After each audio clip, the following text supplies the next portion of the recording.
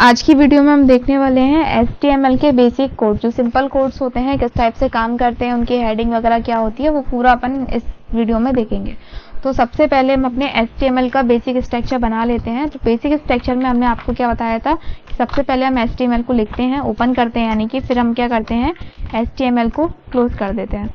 ठीक है, ये होता है हमारा ओपन टैग और क्लोज टैग। जस्ट इसके बाद हमने आपको जो समझाया था वो था हमारा क्या कि हमें अपने टैग के अंदर क्या लगाना है, हेडिंग लगा के रखनी है। ठीक है, तो हेडिंग हम यहाँ बना देते हैं, हेड टैग हम इसको लिख देते हैं।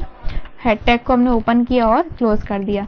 जस्ट इसके बाद हमने एक और चीज़ समझा था यहाँ पे क्या कि हमें क्या लगाना पड़ता है, अपना टाइटल टैग। तो टाइटल हम यहाँ लिख देते हैं और टाइटल में हम क्या देना चाहते हैं वो आप यहाँ पे लिख सकते हो। जैसे हमें देना है यहाँ पे राजमाता कंप्यूटर, हम डाल देते हैं, हमने लिखा। इसके बाद हम एंटर करते हैं और टाइटल टैग को हम क्या कर देते हैं, यहाँ पे क्लोज कर देते हैं। टाइटल टैग हमने यहाँ क्लोज कर दिया। ये हो गया हमारा हेड का तक का काम। हेड जैसे ही क्लोज होता है उसके बाद जो हमारा नेक्स्ट टैग स्टार्ट होता है वो क्या होता है, हमारा बॉडी टैग। ये बेसिकली हमें लिखना पड़ते हैं, कुछ इसके बेसिक स्ट्रक्चर है ये, इसके बिना हमारा HTML क्या होता है, इनकम्प्लीट रहता है। तो ये बाय डिफॉल्ट चीज़ें रहती हैं इसके अंदर ये सारा। तो बॉडी टैग को हमने क्या कर दिया, यहाँ पे क्लोज कर दिया।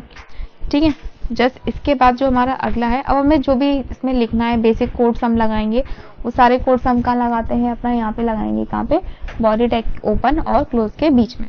जैसे हमने लिखा यहाँ पे H1 हेडिंग अपन देते हैं, H1 हेडिंग हमने दिया और हम यहाँ अपना नाम लिख देते हैं। ठीक है, हमने अपना नाम लिखा और H1 हेडिंग को हम क्या कर रहे हैं, यहाँ पे क्लोज कर रहे हैं। ठीक है, ऐसे ही हम यहाँ पे H1 हेडिंग एक और लिख देते हैं, H1 हमने लिखा। ठीक है, या इसको हम थोड़ा सा ऊपर लिख देते हैं।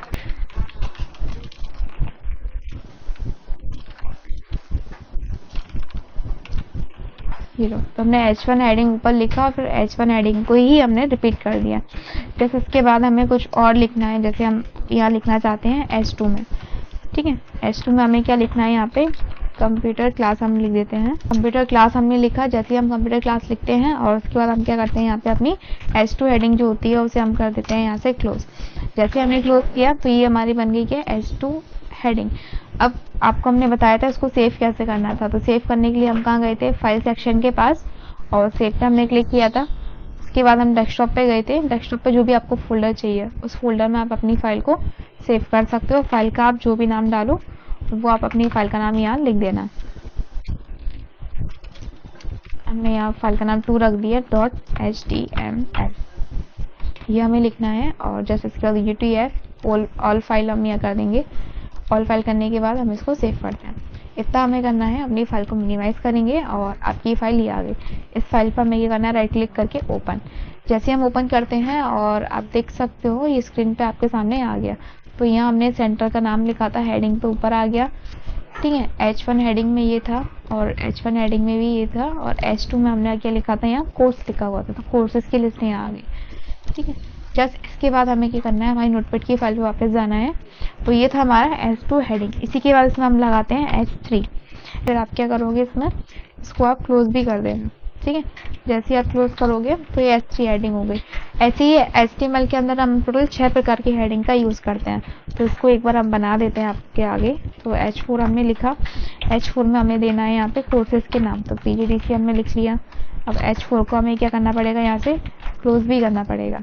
ऐसे हम यहाँ लिखेंगे क्या, H5 हमने लिखा और हम यहाँ D से लिखते हैं H5 हम यहाँ लिखेंगे। अब हम यहाँ लिखते हैं H6, इसको लिखा और यहाँ भी हम क्या करते हैं H6 हम कर देते हैं। तो इतना हमने किया। यहाँ पे H1 से लेके H6 तक की हमने हेडिंग बना ली। इसको हम करते हैं Ctrl+S या फिर फाइल पे जाके सेव पे हम क्लिक करेंगे और आपकी जो नोटपैड की फाइल बनी हुई है आप उसको लो और यहाँ से इसको पेज को रिफ्रेश करो एक बार और आप देख सकते हो। देखो H1 में इस टाइप की हेडिंग आती है, टाइटल टाइप की, और जैसे जैसे आप हेडिंग को लेते जाओगे तो H6 हेडिंग आपकी ये वाली बन के रह जाएगी। तो ये होती है हमारे HTML के अंदर हेडिंग टैग। जो टोटल कितने प्रकार के होते हैं, 6 प्रकार के। जस्ट इसी के बाद हमारा एक और टैग आता है जिसको, जैसे मान के चलो ये जो नेम हमारा है, तो ये जो नाम आपको दिख रहा है इसमें इस टैग को हमें क्या करना है, यहाँ से बोल्ड करना है। ठीक है, हम इसे बोल्ड करना चाहते हैं या फिर इस वाले सेक्शन को बोल्ड करना है या इस सेक्शन को बोल्ड करना है। जो भी हमें करना है। तो बोल्ड टैग के लिए हम क्या लगाते हैं यहाँ ओपन और क्लोज बटन के बीच में क्या लिखेंगे यहाँ बी, ओपन किया और जस्ट आपने बोल्ड को ओपन किया है तो आपको क्या करना पड़ेगा, इसे क्लोज भी करना पड़ेगा। तो आप यहाँ पे बी टैग लिखो और इसे आप क्या कर दो, क्लोज कर दो।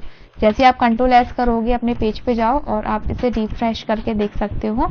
जैसे हमने क्या किया यहाँ पे H6 हेडिंग के अंदर ये टेक्स्ट लिख लिया, इस टेक्स्ट को हमें बोल्ड करना है। तो बोल्ड करने के लिए हम क्या करेंगे, यहाँ पे ओपन टैग के अंदर भी लिखेंगे और इसको हेडिंग के अंदर ही हम क्या कर देते हैं, इस बोल्ड को हम यहाँ से इसको क्लोज कर देते हैं। जैसे हम क्लोज करेंगे उस फाइल को सेव करेंगे और आप अपनी वापस नोटपैड की फाइल पर जाना, उसको रिफ्रेश करना और ये फाइल कुछ इस टाइप से हमारे सामने आ गई।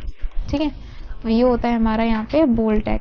ठीक है, बोल्ड टैग में अब जैसे आपको क्या करना है, यहाँ पे इतना लाइन आपको पेज के नीचे चाहिए तो आप क्या करते हो, यहाँ पे एक पैराग्राफ लिख देते हो।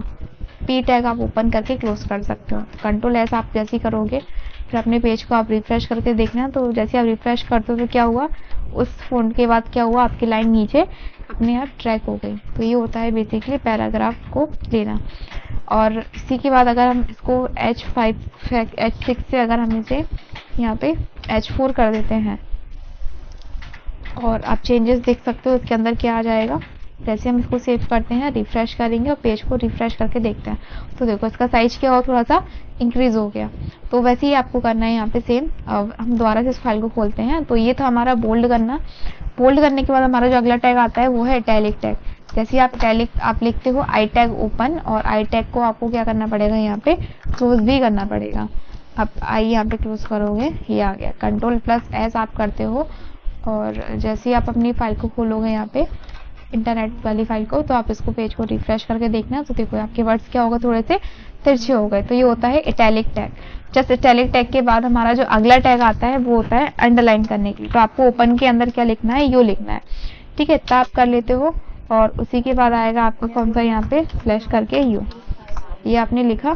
कंट्रोल प्लस एस आपने किया और फिर आप क्या करते हो, यहाँ पे इस पेज को रिफ्रेश कर सकते हो। इसको आप दोबारा रिफ्रेश करके देखो, ये देखो यहाँ पे अंडरलाइन आपके पास शो हो गई। ठीक है, तो ये होते हैं हमारे HTML के कुछ बेसिक से कोड्स। इसके अलावा कुछ और कोड्स भी हमारे पास हैं बट अभी आप इतनी प्रैक्टिस करो, बाकी के हम नेक्स्ट वीडियो में कवर करते हैं।